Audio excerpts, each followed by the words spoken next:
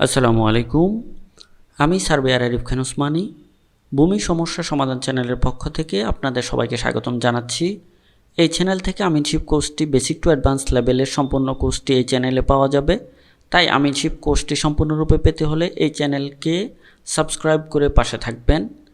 তো আমি মূলত যে বিষয়গুলো নিয়ে আলোচনা করব ভূমি সমস্যা সমাধান চ্যানেলে এবং আমার ফেসবুক পেজে, তো আপনারা যদি সাধারণ মানুষও হন তাহলেও এই কোর্সটি আপনার জন্য প্রয়োজন। কেননা বর্তমান সময়ে ভূমি সমস্যায় প্রত্যেকটি পরিবার জর্জরিত, প্রত্যেকেরই ভূমি সংক্রান্ত বিভিন্ন স্বাভাবিক জ্ঞান থাকা দরকার। তো এই চ্যানেল এবং আমার ফেসবুক পেজকে ফলো দিয়ে রাখলে এই ধরনের ভূমি সংক্রান্ত যত ধরনের সমস্যা আছে সবগুলা থেকেই আপনি পরিত্রাণ পাবেন।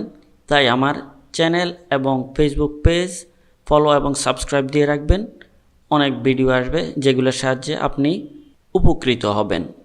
কোর্সটির আলোচ্য বিষয় আমিনশিপের প্রাথমিক আলোচনা থেকে শুরু করে অ্যাডভান্স লেভেল পর্যন্ত সকল বিষয়ের আলোচনা, প্রয়োজনীয় সকল শত্রুসমূহের উদাহরণসহ আলোচনা, জমি বন্টন সংক্রান্ত সকল নিয়ম, সব ধরনের ম্যাপ ও খতিয়ান সম্পর্কে আলোচনা, ম্যাপ থেকে জমি বের করার সকল নিয়ম এবং কৌশল, সীমানা নির্ধারণ করার নিয়ম, মাঠে কাজ করার সময় প্রয়োজনীয় গাণিতিক সমস্যার সমাধান। এখন আমরা জানব আমিন কাকে বলে। আমিন আরবি শব্দ, এর অর্থ হচ্ছে বিশ্বাসী বা সত্যরক্ষক। আমরা যদি ব্যঙ্গে বলি তাহলে এভাবে বলতে পারি সরেয়া সমান সমান আপোষ, ময়রসিকের মি সমান সমান মীমাংসা, দন্তান্ন সমান সমান নকশা। অর্থাৎ নকশা দেখিয়া যে ব্যক্তি আপোষের মাধ্যমে ভূমি সমস্যার মীমাংসা করেন তাকে আমিন বলা হয়। অর্থাৎ যে ব্যক্তি বিশ্বস্ততার সাথে এবং নিরপেক্ষভাবে জমির পরিমাপ, ভাগবণ্টন, সীমানা নির্ধারণ করে দিতে পারেন, আমাদের দেশে প্রচলিত ভাষায় তাকে আমিন বলা হয়। এখন আমরা জানব জরিপ বলতে কী বোঝায়। যে প্রক্রিয়া বা কলাকৌশলের সাহায্যে কতগুলো সুনির্দিষ্ট বিন্দু, রেখা বা বস্তুর আপেক্ষিকতায় প্রত্যক্ষ বা পরোক্ষ পরিমাপ গ্রহণের মাধ্যমে ভূপৃষ্ঠের বিভিন্ন বিন্দু, রেখা বা বস্তুর অবস্থান দেখিয়ে নকশা তৈরি করা হয়, সে প্রক্রিয়াকে বা কলাকৌশলকে ভূমি জরিপ বলে। 1875 সালের সার্ভে আইন অনুযায়ী মৌজাভিত্তিক নকশা প্রণয়ন এবং 1950 সালের প্রজাস্বত্ব আইন ও 1955 সালের প্রজাস্বত্ব বিধিমালা মোতাবেক ভূমির মালিকানা সম্পর্কিত খতিয়ান, স্বত্বলিপি বা ভূমির রেকর্ড প্রস্তুত করা হয়। মৌজাভিত্তিক নকশা ও রেকর্ড প্রস্তুতের এই কার্যক্রমকে ভূমি জরিপ বলা হয়। জরিপের প্রকারভেদ। জরিপ প্রধানত 4 ভাগে ভাগ করা হয়েছে: শিকল জরিপ, প্লেন টেবিল জরিপ, কম্পাস জরিপ, থিওডোলাইজড জরিপ। গান্টার চেইন বা গান্টার শিকল কি? আগেকার দিনে জমি পরিমাপের একক হিসাবে গান্টার চেইন বা গান্টার শিকল ব্যবহার করা হতো। এডমন্ড গান্টার এই শিকলের আবিষ্কারক, তাই আবিষ্কারকের নামের সাথে নাম দেওয়া হয়। এটা 66 ফুট লম্বা এবং 100টি সমান ভাগে বিভক্ত। প্রতি ভাগের দৈর্ঘ্য 0.66 ফুট বা 7.92 ইঞ্চি। প্রতি ভাগকে এক লিং বলা হয়। এর 80টি শিকল সমান সমান 1 মাইল, অর্থাৎ 1 মাইল সমান সমান 1760 গজ। আমরা এখন জানব শতাংশের হিসাব বা শতক। 1 শতক সমান সমান 1000 বর্গ লিং। 1 শতক সমান সমান 435.60 বর্গ ফুট। 1 শতক সমান 193.60 বর্গ হাত। 1 শতক সমান 48.40 বর্গ গজ। 1 শতক সমান 40.47 বর্গ মিটার। পরিমাপ কাজের জন্য সাধারণত 5টি একক ব্যবহার করা হয়: 1 সেন, ফুট, হাত, গজ ও মিটার। এই 5টির মাধ্যমে সবচেয়ে বেশি ব্যবহৃত হয় ফুট এবং মিটার। বর্তমান সময়ে ফুট এবং মিটার খুবই প্রচলিত এবং জনপ্রিয় দুটি মাধ্যম। আমরা যখন জমি পরিমাপ করব তখন ফুট অথবা মিটারের সাহায্যে মানুষকে আমাদের জমি পরিমাপ করে ভাগ বণ্টন করে বুঝিয়ে দিতে হবে। পরিমাপের সূত্রসমূহ: একক, ক্ষেত্রফল এবং শতাংশে নিতে চাইলে ভাগ করতে হবে। সেন বা শিকল থেকে আমরা যখন ক্ষেত্রফল বের করব তখন 1000 দিয়ে ভাগ করতে হবে, 1000 দিয়ে ভাগ করতে হবে। ফিট বা পিতা থেকে আমরা যখন বর্গ ফিটে নিব তখন 435.60 দিয়ে ভাগ করতে হবে। মিটারের মাপে আমরা যখন বর্গ মিটারে নিব তখন 40.47 দিয়ে ভাগ করতে হবে।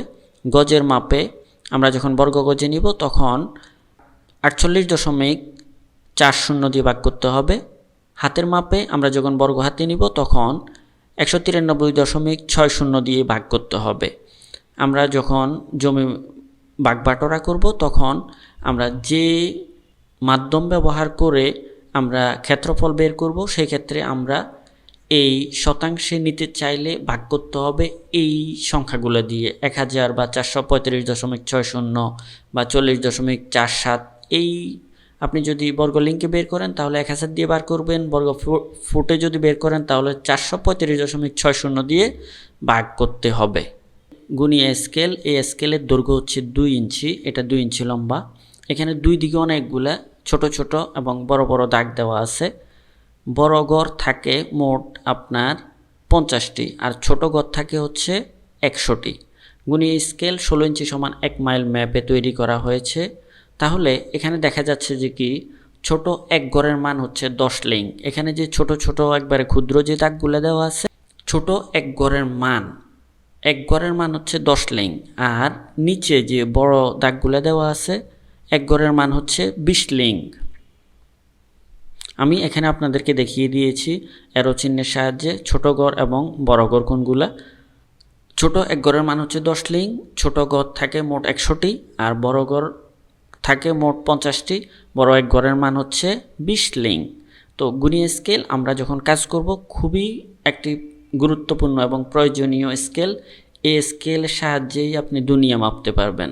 এখন আমরা ইঞ্জিনিয়ারিং স্কেলের সাথে পরিচিত হব। এই স্কেলকে 330 স্কেলও বলা হয়। যে স্কেলের 1 ইঞ্চি সমান 330 ফিট লেখা থাকে সেটাই ইঞ্জিনিয়ারিং ফিট স্কেল বা 330 স্কেল নামে পরিচিত। এই স্কেল দিয়ে নকশা পরিমাপ করলে উভয় পাশে প্রতি ক্ষুদ্র এক গড় সমান 10 ফিট ধরতে হয়। যে সকল ম্যাপে 16 ইঞ্চি সমান 1 মাইল স্কেলে তৈরি সে সকল ক্ষেত্রে। আমি এখানে নিচে দুইটি 330 স্কেল প্রদর্শন করেছি। এখানে 330 স্কেলগুলোতে টোটালি 20টি দাগ থাকে। আপনার 1 থেকে এখানে উপরে বাম পাশে যে স্কেলটা দেওয়া আছে এখানে 2, 4, 6, 8 এভাবে 20 পর্যন্ত দেওয়া আছে। তো আরেকটা আপনার স্কেল যেটা অঙ্কন করা হয়েছে, এই স্কেলে আমরা দেখতে পাচ্ছি যে আপনার স্কেলের যে ক্ষুদ্র দাগগুলো আছে মানে প্রত্যেকটা ছোট ছোট দাগের মান হচ্ছে 10 ফিট। প্রত্যেকটা ঘরের মান হচ্ছে এক গড় সমান সমান 10 ফিট। তাহলে মানে টোটাল বড় এক গড়ের ভিতরে থাকে হচ্ছে আপনার 10টি দাগ। তাহলে 10টি সমান সমান হচ্ছে 100 ফিট, এর অর্ধেক 50 ফিট আর একটি সমান হচ্ছে 10 ফিট। তো আমরা এগুলা দাগগুলোর মান কোনটার কত এগুলো আমরা যদি জেনে রাখি তাহলে আমরা যখন কাজ করতে যাব আমাদের জন্য খুবই সহজ হবে। এখন আমরা পরিচিত হব ডায়াগোনাল স্কেল বা গান্ডার স্কেল। এটি পিতলের তৈরি একটি স্কেল। এই স্কেল এর সাথে গান্ডার স্কেল এর হুবহু মিল রয়েছে বলে একে গান্ডার স্কেলও বলা হয়। এই স্কেলের দৈর্ঘ্য 2 ইঞ্চি এবং প্রস্থ 2 ইঞ্চি। এর 4টি বাহুতে 10টি করে ভাগ থাকে। এই স্কেলের অনুপাত 16 ইঞ্চি সমান 1 মাইল হিসাবে আঁকা থাকে। এর ভেতরের ঘরগুলো রম্বস আকৃতির হয়ে থাকে। এটা আপনারা যখন দোকান থেকে কিনবেন 16 ইঞ্চি সমান 1 মাইলে এটাতে আপনার 2 ইঞ্চি সমান হয়ে থাকে দৈর্ঘ্য এবং প্রস্থ দুই দিকে 2 ইঞ্চি হয়। তো আমরা এখানে বাম পাশে একটা আপনার অঙ্কিত স্কেল দেখতে পাচ্ছি, আরেকটা হচ্ছে পিতলের। তো এখানে যে আপনার যেটা অঙ্কিত সেখানে বাংলাতেও লেখা আছে। আপনার প্রত্যেকটি ঘরের মান হচ্ছে 10, 20, 30 এভাবে 1000 পর্যন্ত এগুলোর মান দেওয়া আছে এই আর কি। তো আমরা বিস্তারিত জানব। ডিভাইডার একটি পরিমাপ কম্পাস যেটির সাহায্যে ক্ষুদ্রতার সাথে ম্যাপ থেকে দাগ চিহ্নিত করা হয়। এটির সাহায্যে আমরা যখন ম্যাপ থেকে গুণিয়ে স্কেল বা গান্ডার স্কেল এগুলোর সাহায্যে ম্যাপ থেকে আমরা মান নিব তখন ডিভাইডারের সাহায্যে সূক্ষ্মতার সাথে এটার মানটা বের করে থাকব। তাই ডিভাইডার খুবই একটি গুরুত্বপূর্ণ উপাদান। মেজারমেন্ট ট্যাপ এর এক পাশে ফিটের মাপ এবং অন্য পাশে থাকে মিটারের মাপ। তাই এর মাধ্যমে ফিট এবং মিটার দুই এককের সাহায্যে জমি পরিমাপ করা যায়। তো আমরা জমি পরিমাপ করার জন্য অবশ্যই ফিতা, এই ধরনের বর্তমানে ফিতা দিয়েই জমি পরিমাপ করা হয়, মাপা হয়। তো আমরা যখন মাপতে যাব তখন একটা বিষয় খেয়াল রাখতে হবে, সেটা হচ্ছে আমরা যখন ফিতা ধরব তখন এখানে আমি অ্যারো চিহ্ন দিয়ে দেখিয়ে দিয়েছি, আপনি এই যে লোহার যে লকটা আছে এটা সহ হিসাব করতে হবে। এটা সহই কিন্তু 1 ফিট বা 1 মিটার হয়। সো এটা বাদ দিয়ে আপনি যদি হিসাব করেন তাহলে প্রতি একটা পিতাতেই কিন্তু আপনার 1 ইঞ্চি করে কমে যাবে। তাহলে আপনি যখন 10টা পিতা টান দিবেন তখন কিন্তু আপনার 10 ইঞ্চি কমে যাবে। তাই আপনার মানে মাপের ত্রুটি আসতে পারে। এই জন্য আপনি যখন ট্যাপ দিয়ে মাপবেন অবশ্যই এই লকটা সহ আপনার 1 ফিট মানে আপনার লকটা সহই কিন্তু হিসাব করা হয়েছে। তাই মাপার সময় এই জিনিসটা অবশ্যই খেয়াল রাখবেন। জ্যামিতিক সূত্রসমূহ। ত্রিভুজ বাহুভেদে 3 প্রকার। আমরা যখন জমি জমা পরিমাপ করতে যাই তখন অবশ্যই আমাদেরকে জ্যামিতিক সূত্রসমূহ জানতে হয় এবং জ্যামিতির সাহায্যেই কিন্তু জমি জমার বন্টন হিসাব করা হয়। বাহুভেদে ত্রিভুজ 3 প্রকার। সমবাহু ত্রিভুজ, যে ত্রিভুজের বাহুগুলো পরস্পর সমান তাকে সমবাহু ত্রিভুজ বলে। সমদ্বিবাহু ত্রিভুজ, যে ত্রিভুজের 2টি বাহু পরস্পর সমান তাকে সমদ্বিবাহু ত্রিভুজ বলে। 3 নম্বরে বিষমবাহু ত্রিভুজ, যে ত্রিভুজের 3টি বাহু পরস্পর অসমান তাকে বিষমবাহু ত্রিভুজ বলে। তো আমরা যখন জমি পরিমাপ করতে যাব তখন সবচেয়ে বেশি ব্যবহার হবে বিষমবাহু ত্রিভুজ। একটি ত্রিভুজের সাহায্যেই মানে বিষমবাহু ত্রিভুজের হিসাবটা আমরা যদি সঠিকভাবে জানি তাহলে আমরা সকল ধরনের জমি মাপতে পারবো। বিষমবাহু ত্রিভুজটা সম্পর্কে আমরা ডিটেলস জানবো আস্তে আস্তে।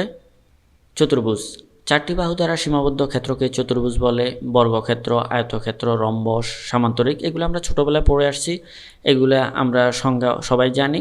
তো এগুলা আপনারা দেখে নেবেন, এগুলা খুব বেশি প্রয়োজনে আসবে না, সংজ্ঞা খুব বেশি প্রয়োজনে আসবে না। বাস্তব জীবনে আমরা যখন মাঠে কাজ করতে যাব তখন আমরা ত্রিভুজ নিয়েই বেশি কাজ করতে হবে। ত্রিভুজের সাহায্যেই আপনাকে জমি জমা পরিমাপ করতে হবে। আমি আপনার এই বিষয়গুলোও দেখিয়ে দিব, চতুর্ভুজ, বর্গক্ষেত্র, আয়তক্ষেত্র, রম্বস, সামান্তরিক এগুলোও সাথে দেখিয়ে দিব ইনশাল্লাহ। এর পাশাপাশি আমরা আরও কিছু জ্যামিতিক ব্যাপার দেখব, সেগুলো হচ্ছে বৃত্ত, কেন্দ্র, ব্যাস, ব্যাসার্ধ, জ্যা, পরিধি এগুলো সম্পর্কেও আমরা জেনে রাখবো। তাহলে আমরা প্রাথমিক ভুলগুলো আমাদের হবে না। ভিডিওটি শেষ পর্যন্ত দেখার জন্য অসংখ্য ধন্যবাদ। চ্যানেলটি সাবস্ক্রাইব করার অনুরোধ রইল। পাশাপাশি ধারাবাহিকভাবে আমার ভিডিও আসতে থাকবে, আপনারা আমাকে সাপোর্ট করবেন। আমার ইউটিউব চ্যানেল এবং ফেসবুক পেজ দুইটাতেই ফলো এবং সাবস্ক্রাইব করে রাখবেন। আমি আপনাদের জন্য এমন অনেক ভিডিও নিয়ে আসবো যেগুলো আপনাদের খুবই কাজে লাগবে। জমি জমা সংক্রান্ত আর কোনো জটিলতা থাকবে না। আপনি ঘরে বসেই কিন্তু আপনার জমির যত ধরনের সমস্যা সব কিছু সমাধান পেয়ে যাবেন। অবশ্যই সাথে থাকবেন, সাপোর্ট করবেন। আল্লাহ হাফেজ।